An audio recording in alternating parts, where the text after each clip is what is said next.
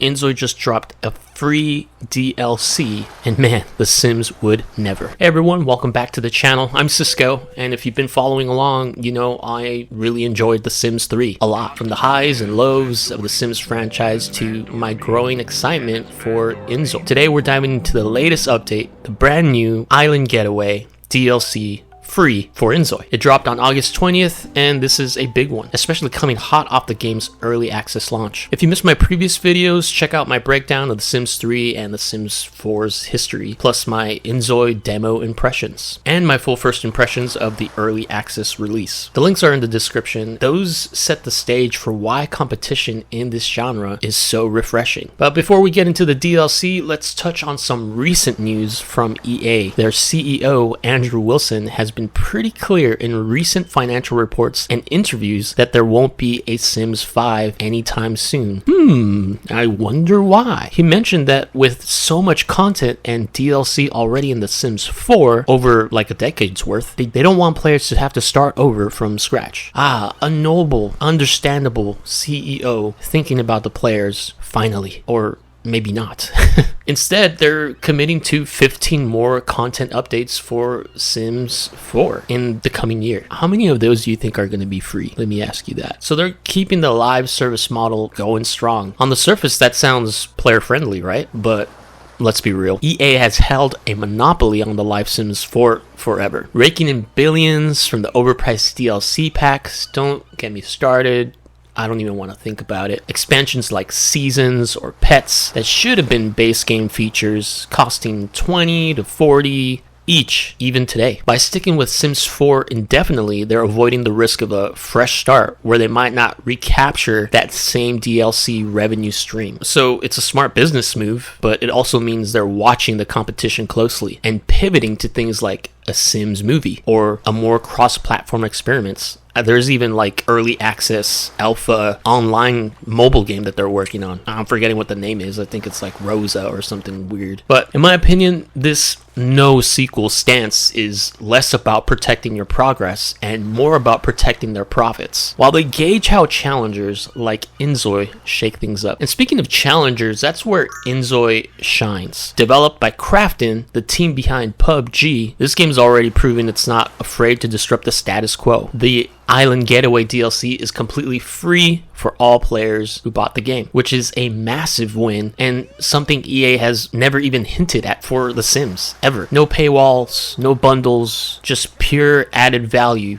during early access. This aligns perfectly with what the devs were talking about in InZOI, all the updates included with the $40 price up until the 1.0 launch. It's a breath of fresh air in a genre bogged down by microtransactions and endless expansions. So now you know why I was excited by InZOI. And I also forgot to mention Paralyzed. I've been following that game for a long time too, but InZOI just took the front because the graphics are amazing and it's made by a reliable source and company like Krafton, which, you know, PUBG's pretty successful. So it's over, man.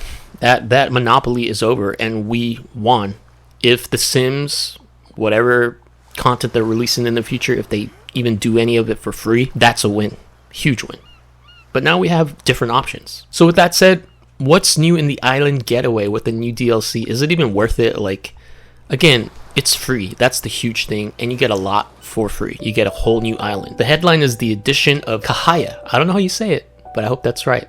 A stunning new city inspired by Southeast Asian tropics. It's got 3 interconnected islands, a main hub for work and community, a luxurious resort for downtime, and a mysterious desert island that you can pop in and check out for exploration. I've been there. I mean, you can mine. I found like a cool, I found a fishing pole, so that's free, so I didn't have to spend any money for that. It's just an interesting little place that you can get on your boat for and kind of explore. And the visuals are realistic. Crystal clear waters, vibrant beaches, coral reefs, teeming with sea turtles and dolphins. It's like a virtual vacation, and it ties into the game's theme of balancing work and leisure. All the other features are water-based activities, swimming, snorkeling. Yeah, you can do them. I know in The Sims, I don't know all the DLCs, but when I stop, you can just swim in the pool and they kind of just swim around and they splash and stuff like that, and they can go underwater. But in this game, you can go down there in the water and just kind of snorkel. It's pretty cool.